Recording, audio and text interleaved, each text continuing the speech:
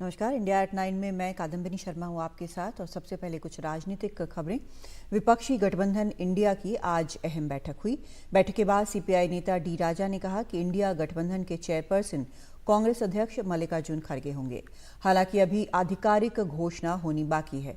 सूत्रों के मुताबिक नीतीश कुमार को संयोजक बनाने का प्रस्ताव दिया गया था, लेकिन उन्होंने मना कर दिया।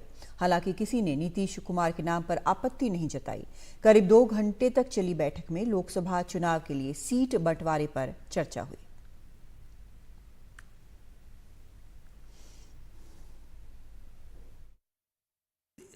The meeting was held and except TMC, SP, all leaders were there. And discussion started. Seat sharing was referred and it should, the talks must be held and concluded as early as possible. There the chairperson, Mr. Kharge, has been named. It was accepted and the convener thing is under consultation. आणि या सगळ्यांच्या समोर एक चर्चा झाली की निवडणुकीला आपण एका विचारांना सामोरं जावं, लवकरात लवकर जागांच्या वाटपाबद्दलचा निर्णय घ्यावा. जिथं डिस्प्यूट असेल तो डिस्प्यूट 1-2 लोकांनी बसून त्यातनं मार्ग काढावा. त्यानंतर आता हे जे संघटन उभं केलं त्याचं नेतृत्व, त्याचं अध्यक्षपद खडगेंनी घ्यावं अशा प्रकारची सूचना ही काही सहकार्यांनी केली आणि त्याला मान या सगळ्यांची संमती होती. आणि दुसरी एक त्याच्यामध्ये काही कार्यक्रम आणि या गोष्टी तयार करायचे, त्याच्यासाठी एक कमिटी अपॉइंट करावी. दिल्ली शराब घोटाले में मनी लॉन्ड्रिंग मामले की जांच कर रही ईडी ने अरविंद केजरीवाल को चौथा समन भेजा है। जांच एजेंसी ने उन्हें 18 जनवरी को पेश होने के लिए कहा है। सवाल है कि अगर अरविंद केजरीवाल चौथे समन पर भी पेश नहीं हुए तो ईडी का अगला कदम क्या होगा।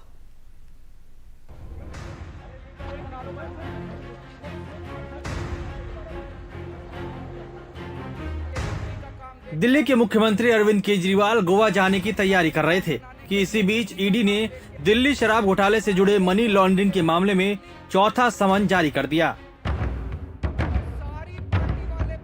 उनसे कहा गया है कि वो 18 जनवरी को ईडी मुख्यालय में पेश हों।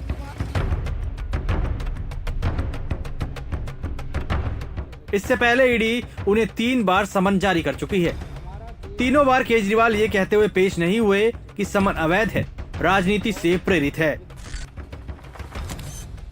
केजरीवाल ने नोटिस के बदले ईडी को हर बार पत्र लिखकर पूछा कि ईडी उनसे क्या पूछताछ करना चाहती है। ईडी मुख्यालय उनके कई लिखित जवाब तो आए, लेकिन वो खुद नहीं पहुंचे। ऐसे में सवाल ये कि ईडी आगे क्या कदम उठाएगी। कानून के मुताबिक अगर तीसरे नोटिस के बाद भी कोई पेश नहीं होता तो ईडी कोर्ट जा सकती है।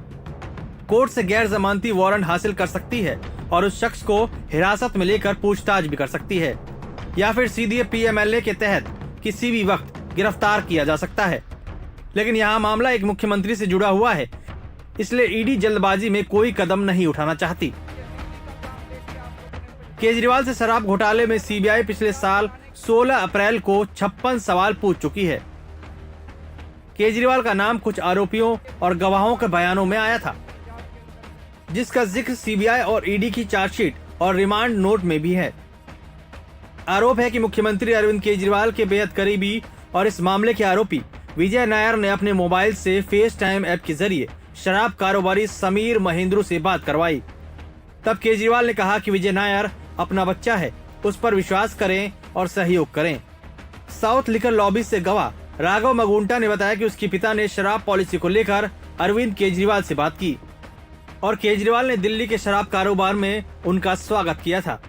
मनीष सिसोदिया के पूर्व सचिव सी अरविंद ने बताया कि 7 दिसंबर 2022 को अरविंद केजरीवाल के आवास पर एक मीटिंग हुई। इस मीटिंग में मनीष सिसोदिया और सत्येंद्र जैन भी शामिल थे। इस मीटिंग में उन्हें एक ड्राफ्ट जीओएम रिपोर्ट मिली। इसी डॉक्यूमेंट के आधार पर उन्हें एक जीओएम रिपोर्ट तैयार करने को कहा गया। इस रिपोर्ट में शराब का थोक कारोबार निजी लोगों को देने की बात कही गई थी। ये डॉक्यूमेंट उन्होंने पहली बार देखा था क्योंकि जीओएम की किसी मीटिंग में इस प्रपोजल की चर्चा नहीं हुई थी। साथ ही सी अरविंद ने बताया कि नई शराब पॉलिसी में प्रॉफिट मार्जिन 6% से बढ़ाकर 12% किया गया। इसकी जानकारी मुख्यमंत्री अरविंद केजरीवाल को दी गई थी। विदेश मंत्री एस जयशंकर ने आज कहा है कि बीते कुछ सालों में भारत को लेकर पूरी दुनिया का नजरिया बदल गया है। अब हाल ये है कि भारत की सलाह के बिना किसी भी बड़े वैश्विक मुद्दे पर फैसला नहीं लिया जाता। चीन के साथ रिश्तों को लेकर भी उन्होंने बड़ा बयान दिया। विदेश मंत्री ने कहा कि जब तक सीमा विवाद का हल नहीं निकल जाता तब तक राजनयिक संबंध सामान्य नहीं हो सकते। Many countries today see that our power, our weight, our influence. We were the 10th largest economy 10 years ago. We are the 5th largest economy. I think very few years we will be the 3rd largest economy. And no major issue in the world today is actually decided without some consultation or discussion with India. So I would say we have changed. The world's view of us has changed. We should be aware of both of that. मेरे जो counter part हैं उनको समझाया है कि जब तक आप बॉर्डर में इसका कुछ सोल्यूशन नहीं निकालेंगे और अगर ये आमने सामने फोर्सेस ऐसे ही रहेंगे और उस तनाव रहेगा तो आपको ये अपेक्षा नहीं रखनी चाहिए कि बाकी रिश्ते जो हैं वो माने नॉर्मल तरीके से चलेंगे। वो असंभव है।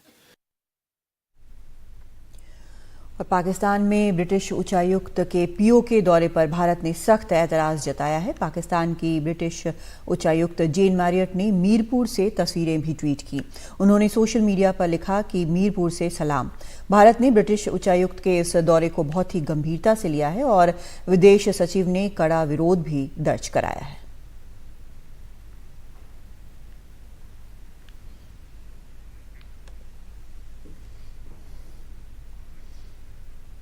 अयोध्या में प्राण प्रतिष्ठा समारोह की तैयारियां जोरों पर है। सांस्कृतिक कार्यक्रम भी लगातार जारी हैं। आज अयोध्या के साकेत कॉलेज में 14 लाख रंगीन दियों से भगवान राम के पराक्रमी स्वरूप को दर्शाया गया है। 1000 से ज्यादा कलाकारों ने ये कलाकृति तैयार की। ये कलाकृति 100 फुट लंबी है और 14 रंगों का इस्तेमाल किया गया है। और अयोध्या से इस पर देखते हैं हिमांशु शेखर की रिपोर्ट।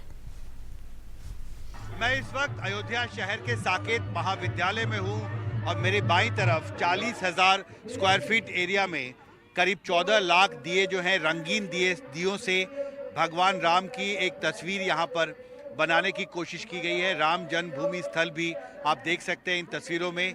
जय श्री राम का नारा यहां पर रंगीन दियों से लिखा गया है और इन दियों के चारों तरफ जो दिए जलाए गए हैं वो यहाँ के जो स्थानीय अयोध्या निवासी हैं उन्होंने जलाए हैं। यहाँ पर मेरे साथ कुछ महिलाएं हैं जो काफ़ी उत्साह से यहाँ पर जमा हुई हैं। ठंड काफ़ी ज़्यादा है फिर भी आप लोग आए यहाँ पर। ठंडक लग कीजिए सब काजा, हृदय राखियो कौशलपुर राजा, सुमिर पवन सुत पावन नामू, अपने बस कर राखियो रामू। जय श्री राम। राम की भक्ति से हम लोग को बिल्कुल भी ना ठंड लग रही, हम लोग में जोश बढ़ गया है, बहुत जोश बढ़ गया। हम लोग अपने घर में सुबह से लेकर शाम तक भजन कर रहे हैं। जो भी कार्यक्रम हो रहा है कलश यात्रा उसमें सारे कार्यक्रमों में हम सब सम्मिलित होकर भाग ले रहे हैं। कितने लोग आए आपके परिवार से? हमारे परिवार से यहाँ करीब 60-70 लोग हैं। हमारे रानोपाली पूरा रानोपाली है मेरा, हम रानोपाली के निवासी हैं। अच्छा हाँ, भगवान राम तो यहाँ पर दियों को प्रज्वलित करने आप सब आए हैं? हाँ, हम लोग आए हैं हाँ। तो इसके जरिए क्या संदेश आप दुनिया को देना चाहते हैं? ये संदेश हम दे रहे हैं कि सभी जो हमारे विरोधी हैं उन्हें भी दीपक जलाने का सौभाग्य मिले। जी, तो एक माहौल बेहतर बनाने की एक कोशिश यहाँ पर की गई है। आप भी यहाँ पर रहते हैं? हाँ, सभी लोग आपने भी दिया जलाया? हाँ मैंने जलाया। ओके, आपने भी जलाया? हाँ जी। और आप सब अयोध्या में ही रहते हो? स्कूल में पढ़ते हो? ये सब स्कूल के छात्र हैं, इनके मन में भी राम भक्ति इतनी जाग गई है कि ये लोग किसी काम में अपने को पीछे नहीं रखना चाहते हैं। ये इनको जिंदगी भर याद रहेगा। आगे की पीढ़ियों को बताएंगे कि राम जन्मभूमि मंदिर जब बना हम लोग उसमें सहयोग किए हर एक कार्यक्रम में। मंदिर बनने के 60 हाँ, साक्ष्य है। तो एक ऐतिहासिक मौका है यहाँ के लोगों के लिए। दियों से जलाने का मतलब हम लोग में भाईचारे की भावना भी है। हम लोग मिलजुल कर सब लोग काम कर रहे हैं। श्री राम का मंदिर भव्य बन रहा है और हम लोग के जीवन का पूरा उद्देश्य पूरा हो रहा है। हर व्यक्ति, हर श्रद्धालु 22 जनवरी का जो भव्य कार्यक्रम होना है भगवान राम के प्राण प्रतिष्ठा को लेकर, उस कार्यक्रम में भाग लेना चाहता है। और ये एक नई अयोध्या है और इसी की एक भव्य तस्वीर यहाँ पर रंगीन दियों के जरिए दिखाने की कोशिश राम कर्म भूमि न्यास ने की है। और सैकड़ों लोगों ने, अयोध्या के जो आम लोग हैं यहाँ पर, उन्होंने दिए जलाकर एक भाईचारा और एकजुटता का एक बड़ा संदेश दिया है। अयोध्या से मेरे सहयोगी प्रमोद श्रीवास्तव और पवन कुमार के साथ हिमांशु शेखर, एनडीटीवी इंडिया। मुंबई को नवी मुंबई से जोड़ने वाले अटल सेतु का शुक्रवार को प्रधानमंत्री मोदी ने उद्घाटन किया। शनिवार सुबह से इस रास्ते को आम जनता के लिए खोल दिया गया। पहले ही दिन हजारों लोग इसके दीदार को पहुंचे। 22 किलोमीटर लंबा अटल सेतु समुद्र पर बना देश का सबसे लंबा पुल है और इंजीनियरिंग का अद्भुत नमूना। आम जनता के लिए खुलते ही पहले दिन हजारों लोगों ने अपनी कार में सेतु की सैर की और जमकर तारीफ की। नई मुंबई से मुंबई 20 मिनट में, ये कमाल है इस अटल सेतु का, जो कि शिवड़ी से नई मुंबई के चिरले तक जाता है। आज ही ये खुला है आम लोगों के लिए। कल ही प्रधानमंत्री नरेंद्र मोदी ने इसका लोकार्पण किया है। हम देख रहे हैं लोग इसका आनंद भी ले रहे हैं और इसका अनुभव भी शेयर कर रहे हैं। हम पूछते हैं, आप लोग कहाँ से आ रहे हैं? हम कोल्हापुर से आ रहे। तो आपने अटल सेतु का इस्तेमाल किया? हाँ, कैसा लगा? बहुत बढ़िया है। एक नंबर काम किया है सब का। तो फॉरेन कंट्री में जैसे जाते हैं ना, वैसे लग रहा है। अरे बहुत ही अच्छा है। अरे महाराष्ट्र गवर्नमेंट और मोदी सरकार का बहुत बहुत धन्यवाद।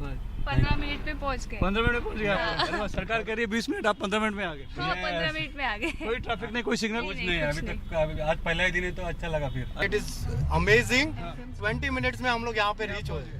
बहुत बढ़िया। मुंबई से आना होगा तो फट से आप आ जाएंगे आराम से। I am really thanks Narendra Modi sir कि आपने जो किया है नई मुंबई के लिए बहुत बढ़िया काम किया।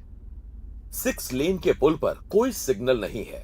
100 किलोमीटर की रफ्तार से चलते जाना है। पुल पर कहीं रुकने की इजाजत नहीं है। लेकिन आज पहले दिन ट्रैफिक कम था और कोई सख्ती नहीं थी। इसीलिए कार रोककर लोग परिवार के साथ इस खूबसूरत पल को अपने कैमरे में कैद करते दिखे। 22 किलोमीटर लंबे इस अटल सेतु पर 100 किलोमीटर की रफ्तार से आप चल सकते हैं। गाड़ियां देखिए चल रही है, इसीलिए कारों को रुकना इस पर मना है। लेकिन आज चूंकि पहला दिन है तो लोग बड़ी संख्या में इसका मजा लेने आए हैं, अनुभव लेने आए हैं। तो आज लोगों को छूट है कि गाड़ियां यहाँ रोक पा रहे हैं। बहुत बढ़िया है, मजा आ रहा है। रोज यहाँ से जब कॉलेज आते थे साउथ बॉम्बे में, देखते हुए जाते थे ये बन रहा है, अभी देख रहे हैं, अभी इसमें आ रहे तो अच्छा लग रहा है। हाँ, दुनिया में बहुत सारे इस तरह के पुल बने हुए हैं ना, तो दो देखने को मिलता है। ये पता चला कि इंडिया में अक्रॉस द सी जो है बना हुआ है पुल, ये बहुत अच्छा लगा। भरोसा हो रहा है कि इंडिया में ही है। बिल्कुल बिल्कुल। इंडिया से बाहर गया नहीं, लेकिन भरोसा हो रहा है कि इंडिया में है। बाकी तो इसमें देखता हूँ ना, वीडियो में, मूवी में, इसमें देखता हूँ, तो अभी सामने देख रहे हैं प्रत्यक्ष रूप से, तो ये बहुत अच्छा लग रहा है। आपका तो ये ओपन है, सनरूफ जो है पूरा। हाँ, उससे भी बच्चे ने आनंद लिया होगा। बहुत आनंद लिया है सबने, बच्चे ने, वाइफ ने, मम्मी ने। तो आज सिर्फ घूमने आए आप लोग? हाँ, मम्मी को भी साथ लाए हैं? हाँ। अरे वाह, बहुत अच्छा है। अच्छा, बढ़िया है। तो सभी को पसंद आ रहा है। और लंबी देखिए कतार लगी हुई है, लोग रुक रुक कर फोटो खिंचा रहे हैं। समय बचेगा, ईंधन बचेगा, लोगों की जो है ऊर्जा बचेगी, तो काम और ज़्यादा कर पाएंगे और लोगों का जो है यात्रा आसान होगी, तो विकास भी होगा, ये माना जा रहा है। और इसके लिए इस पुल को गेम चेंजर कहा गया है। अटल सेतु से कैमरामैन संदेश के साथ सुनील सिंह, एनडीटीवी इंडिया के लिए।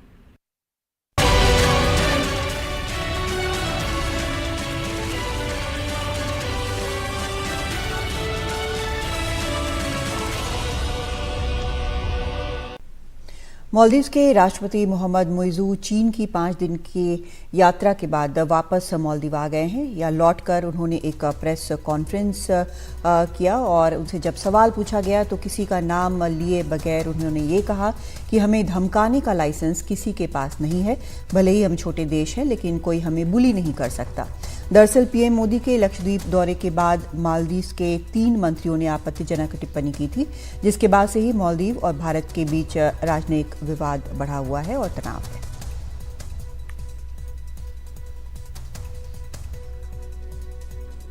We may be small, but that doesn't give you the license to bully us. और बड़ा शुक्रिया।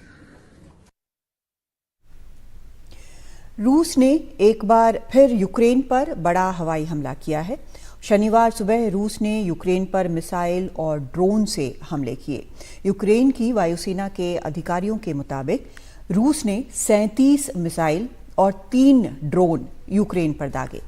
पहले से बहुत कम सिर्फ 8 मिसाइल यूक्रेन ने मार गिराए और रूस के मिसाइल जो हैं वो बेहद तेज़ गति वाले बताए जा रहे हैं, जिन्हें मार गिराना मुश्किल था, ये कह रहा है वहाँ के जो एयरफोर्स के अधिकारी हैं।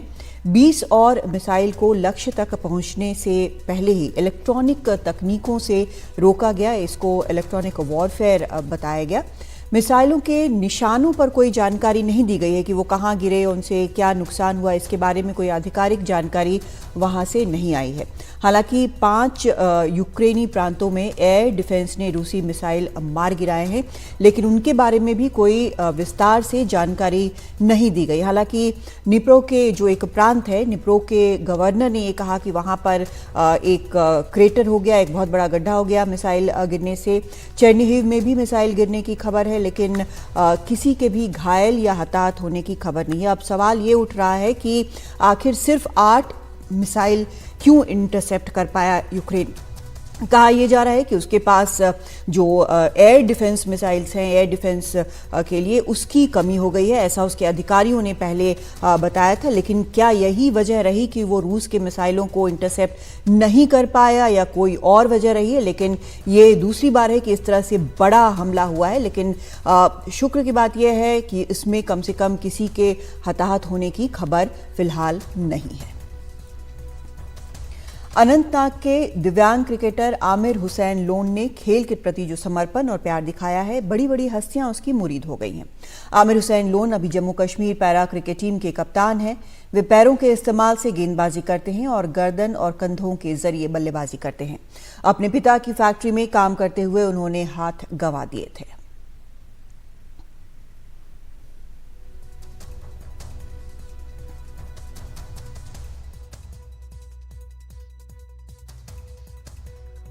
सभी ने जो है इस पे बहुत हैरान हो गए इस बात पर कि कैसे ये गेंदबाजी करता है। लेकिन मैं अल्लाह ताला का लाख लाख शुक्र अदा करता हूँ जिन्होंने आज मुझे किसी चीज़ की कमी महसूस नहीं होने दी। जहाँ तक हमारे क्रिकेट का जो हमारे सर्टिफिकेट का सवाल है, उसमें जो हमने पैरा पहले शुरुआत जो है वो हमने पैरा से ही की और वो से भी जो है उनकी द्वारा हमने क्रिकेट खेला था। लेकिन इसके बावजूद भी जो सपोर्ट्स काउंसिल ने इस पर कोई प्रचार नहीं किया है, तो इस बात के लिए मुझे बहुत दुख है।